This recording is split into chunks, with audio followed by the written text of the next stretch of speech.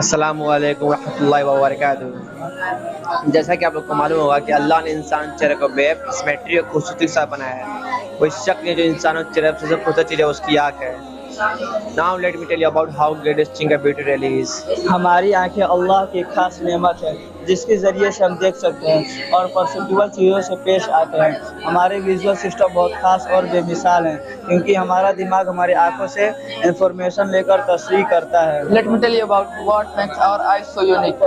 ہمارے آنکھ کا کلر آئرس سے آتا ہے جو کہ ایک ٹشو ہے۔